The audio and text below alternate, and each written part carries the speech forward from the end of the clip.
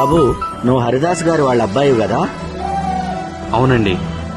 మీ నాన్నగారు కాలం చేశారు. కాలం చేసినప్పటి నుంచి ఊళ్ళో పండగ విలవిల్లాడిపోతుందయ్యా. నువ్వెందుకు హరిదాస్ అవ్వలేదు? మీ నాన్నగారిలాగా నీకు సంస్కృతులు సాంప్రదాయాలంటే గౌరవం లేదా? చూడ్డానికి చదువుకున్న వాళ్ళే ఉన్నారు కదా సార్. సాంప్రదాయమైన వాళ్ళ నాన్నే పోయిన తర్వాత బొంగుల సాంప్రదాయాలు మనకెందుకులే అనుకున్నాడేమో. అంతే కదా తమ్ముడు? ధనుర్మాసం రాగానే ఉదయాన్నే 4 గంటలకు నిద్రలేచేవారు సార్ నాన్నగారు. 5 గంటలకల్లా రెడీ అయ్యి ఆ అక్షయ పాత్ర తల మీద పెట్టుకొని రామా శ్రీరామా అన్న హరినామస్మరణతో ఊరంతా నిద్రలేచేది సార్. ఇంటి ముందలకెళ్లి ముగ్గులో కూర్చుంటే 3 గుప్పెళ్ల బియ్యం అలా అక్షయ పాత్రలో పెట్టేవాళ్ళు సార్ ఆడవాళ్లు. మరలా పక్కింటికెళ్లి కూర్చుంటే అక్కడ 3 గుప్పెళ్ల బియ్యం. ఇలా ఊరు మొత్తం కూర్చొని నుంచుంటే సాయంత్రానికి 2 బస్తాల బియ్యం వచ్చాయి సార్. అన్ని బియ్యం నాన్నగారు ఒక్కలే మోయలేరు కదా సార్. వెనకమాల 2 పెట్టేవారండి. అన్ని బియ్యం మేమే తినలేం కదా సార్. అందుకే కొన్ని బియ్యం కిరాణా షాపులో అమ్ముదామని వెళ్తే ప్రపంచంలో మంచి ఉన్నట్టు చెడు కూడా అంతే ఉంది సార్. ఎదురుగా ఉన్న 2 బస్తాల మంచి బియ్యం మొత్తంలో ఎవరో 3 పెట్టిన 3 గుప్పిళ్ళ రేషన్ బియ్యం కనిపించేవి సార్. అప్పుడు అతను అన్న ఒకే ఒక్క మాట, కేజీ మంచి బియ్యం 50 రూపాయలు, ఇవి రేషన్ బియ్యం కేజీ 10 రూపాయలు. రేటు గిట్టుబాటు అయితే ఇచ్చేళ్ళు, లేకపోతే మోసుకొని వెళ్ళు అనేవాడు సార్. నాన్నగారికి అమ్మాలని ఉండేది కాదండి, కానీ వెనకాల 2 ఉన్నారు కదా సార్, వాళ్ళ కోసం ఇచ్చేసేవాడు సార్. 2 బస్తాల బియ్యం అమ్మితే 1300 వచ్చాయి సార్. బస్తాలనే నమ్ముకున్న వాళ్ళకి చెరొక 500, 1000 రూపాయలు మిగిలేవి.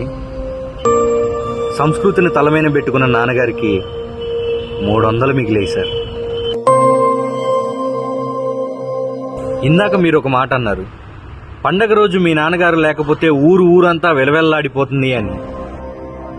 ఆఖరి రోజుల్లో నాన్నగారు మంచంలో ఉన్నప్పుడు ఆ ఊరు ఆయనతో లేదని ఆయన మనసు ఎంత వెలవెల్లాడిపోయి ఉంటుంది సార్.